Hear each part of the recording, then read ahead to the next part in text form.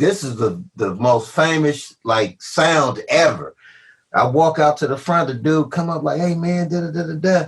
So I serve him. As soon as I dropped that mother rock in his hand, that mother, all you heard was boom. That's the music. Boom. I said, oh, boom, because we had already mapped out. I shot straight to the back. Our route was run to the back and cut to the right, and then we hop over the fence. And Snoop lived there, so he used to leave the window. His mama stayed there, so he used to leave that window open. So we ran through the alley, took that right, hop over the fence, and went back and hopped into the park. Every day I wait for like my life on the line. Jungle in these streets, 50 beats are on the line. Hustle to increase, put it all on the line. House to spouse, family freedom, walking yards on the line. Every day on the line. Every day. Wait a minute. When you said the spot, right? So 61st Street, man. I about to go to that. You already know. I want to say this, man, but I ain't gonna say this. Oh, wow, what's up, boy? That's all I got to say. Oh, man. yeah. That's all I got to say, man. I'm going to live it right there, man. Oh, yeah. Yeah, because I remember when y'all was up there, the homies, I'm sliding through the East. I'm doing all kind of stuff, dog. Oh, yeah. The homie, when the homies rest in peace. He said, hey, whoop de whoop de whoop de whoop. Hey, the homies up there on the north side. I already know who it was. Yeah. I was like, what? He's like, man, they need this and they need that. I'm like, man, oh, don't trip. I hit the corner. Shoop. I slid up there. You know what I'm saying? There used to be some, I think they did a documentary about, but there used to be some whole, it was active up there. Yeah, it was. They was still alive, but I don't want to say name. Hey, we had do with the Jerry curl. Yeah, we had. Yeah. I was active.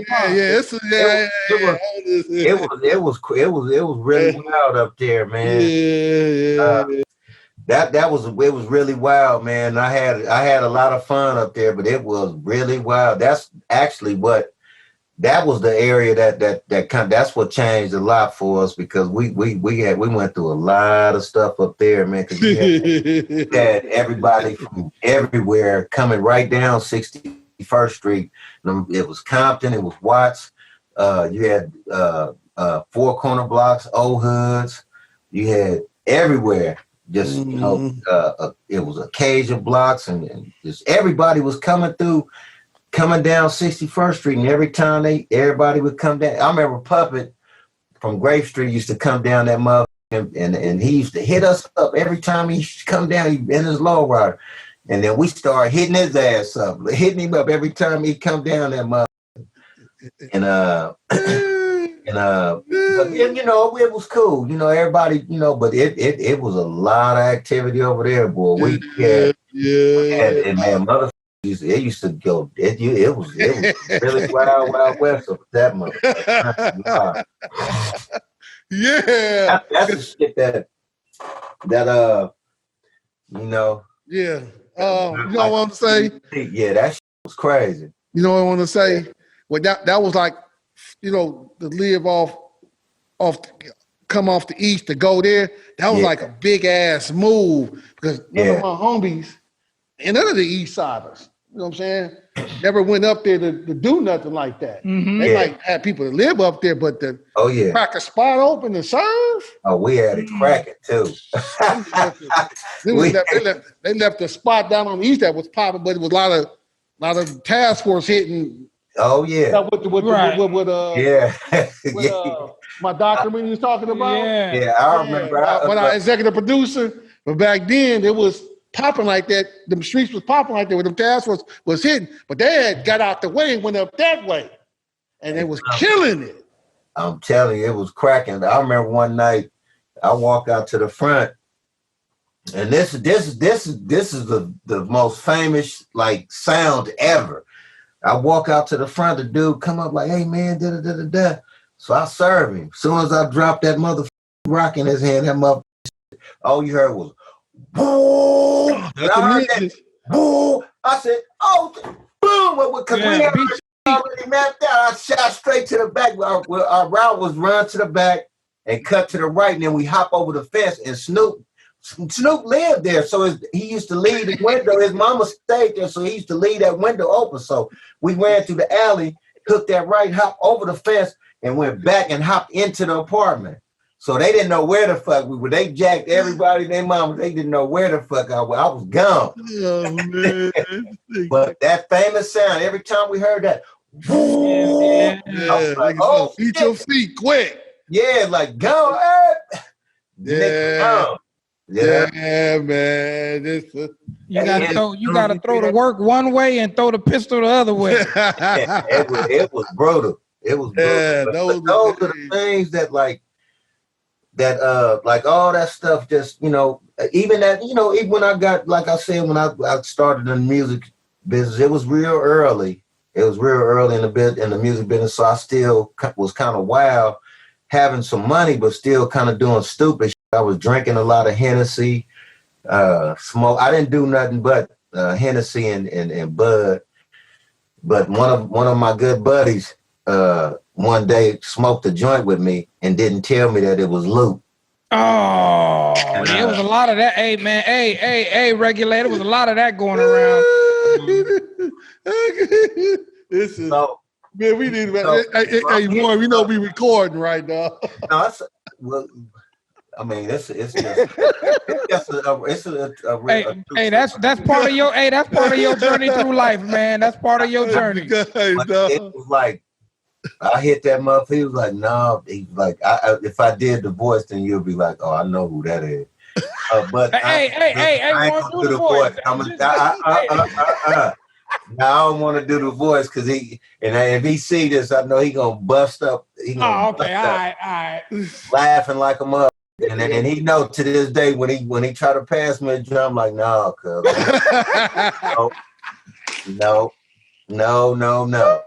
I'll buy some bud from you, but I ain't. Hey, I'll buy it, but I won't smoke it with you. Shout out to the big home. We know who you are. I ain't gonna say the name. But what he did, he said, no, don't hit that. No, don't hit it no more. I'm like, what you mean? That's a joint.